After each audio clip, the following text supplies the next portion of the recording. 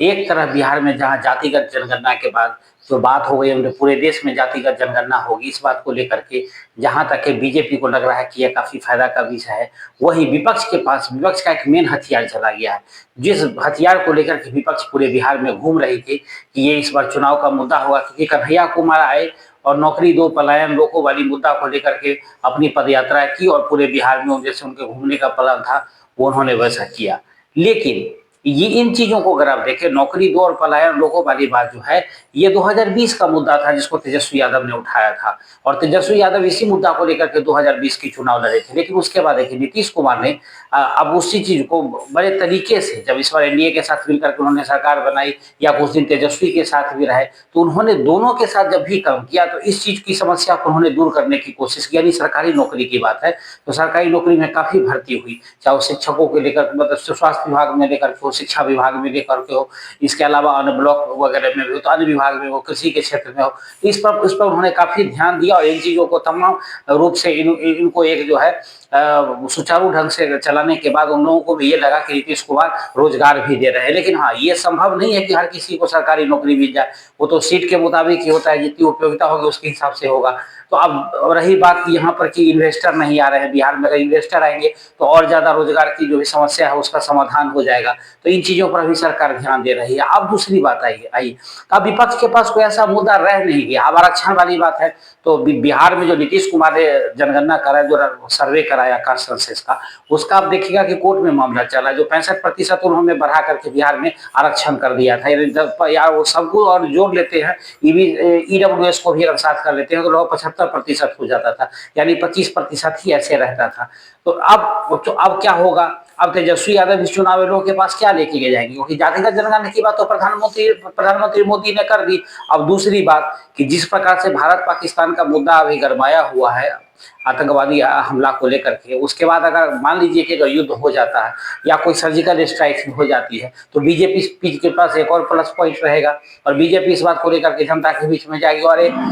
जनसलाब होता है, एक अपने आप में एक ये चीज जरूर हो जाता है कि लोगों को एक मनोवृत्ति बन जाती है राष्ट्र के प्रति, और इसको लेकर के थोड़ा सा एडवांटेज तो होता है उस पार्टी को जो सत्ता में रहती है। अब इसके बाद बात करते हैं कि हाँ, लेकिन एक मुद्दा भी बिहार में बचा हुआ है जो नीतीश कुमार का ही देन है। नीतीश कुमार बिहार में सबसे पहले विशेष राज्य के दर्जा को लेकर के कई बार बात कर चुके हैं। इस पर उन्होंने कई बार मांगे भी की है, प्रधानमंत्री से भी बात की है, या कई बार उन्होंने आंदोलन की चेतावनी भी दी थी कि बिहार को विशेष राज्य का दर्जा नहीं मिला तो हम इसके लिए आंदोलन करेंगे। लेकिन देखिए, विशेष राज्य को दर्जा को लेकर के जो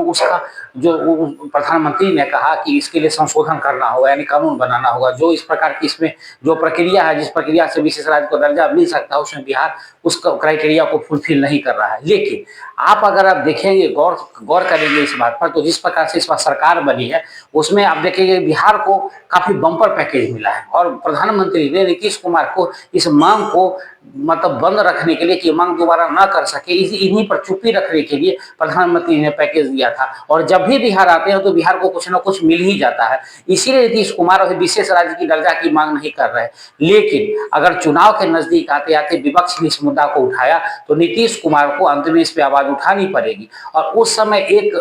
घटनाक्रम ये भी हो सकता है कि दोनों के बीच में, एनडीए में बीजेपी और नीतीश कुमार के बीच में थोड़ी सी खटास बढ़े। ये इसीलिए क्योंकि विशेष राज्य का दर्जा देना इतना आसान नहीं है, उसके लिए पूरे कैबिनेट में पूरे और संसद से इस बात को उसमें संशोधन करके लाना पड़ेगा, और वो तत्काल हो नहीं सकता है। तो अब ये देखना लाजमी होगा कि क्या नीतीश कुमार इस विषय को लेकर के कितनी देर चुप्पी रखते हैं, या प्रधानमंत्री से कोई उनकी ऐसी डील हुई है, या जो पैकेज मिला है उससे पूरी तरह वो संतुष्ट है। देखिए, अब विपक्ष भी चाहता है कि उसको कोई ना कोई मुद्दा हाथ लगे। अब जिस प्रकार से महागठबंधन कल तेजस्वी की ताजपोशी करने जा रहा है, महागठबंधन के जितने भी जिला अध्यक्ष हैं वो सब गंगा किनारे मिल रहे हैं, वहां पर तेजस्वी की मतलब ये कयास लगाए जा रहे हैं कि तेजस्वी की ताजपोशी हो जाएगी। अब होती है नहीं होती है तो राजनीति है, उसमें कुछ कहा नहीं जा सकता है, लेकिन संभावना यही जताई जा रही है। उधर ओवैसी हैं, वो चाहते हैं कि किसी प्रकार से मुस्लिम वोट बैंक को सुरक्षित रखने के लिए ओवैसी और तेजस्वी के भी सुर मिल रहे हैं। तो इन तमाम चीज़ों को देखने के बाद फिर से वही कहानी आ गई है कि अब सब एक दूसरे को मिल करके चाहते हैं कि कैसे वोट प्रतिशत बढ़ाया जाए, क्योंकि मुद्दा जो बिहार में है वो भी वर्तमान में कुछ मुद्दा ऐसा है नहीं। जो एक मुद्दा मैंने बताया, उसके अलावा विशेष राज्य के पैकेज के अलावा इसके अलावा कोई मुद्दा रह नहीं गया, क्योंकि बेरोजगारी पर नीतीश कुमार ने जो लोगों को चुप कर दिया है। उसके बाद अब जातिगत मुद्दा था, जातिगत आरक्षण का, सॉरी माफ कीजिएगा, जातिगत जनगणना का, तो उस पर प्रधानमंत्री ने काम कर दिया है। बेरोजगारी की बात हो गई, खत्म ही हो गई। तो अब इन तमाम चीजों को लेकर के अब कहते हैं कि अब जितने लोग हैं उनको सरकारी नौकरी तो नीतीश कुमार दे नहीं सकते हैं। तो इन सबको मिला जुला करके अगर आप देखेंगे तो विपक्ष के लिए नया हथियार ढूंढने की जरूरत है, क्योंकि जो नैरेटिव अब तक लेकर के लोकसभा से लेकर के अब तक वो चल रहे थे, उस नैरेटिव को कहीं ना कहीं सरकार ने इस पर अभी तत्काल विराम लगा दिया है। अब ये देखना होगा कि विपक्ष जो है किस प्रकार से इन तमाम चीजों के बावजूद भी एक नया मुद्दा लेकर के सरकार के सामने आती है। मुद्दे तो कई हैं, लेकिन विपक्ष कौन से मुद्दे को अपना हथियार बनाता है, ये देखने लायक होगा।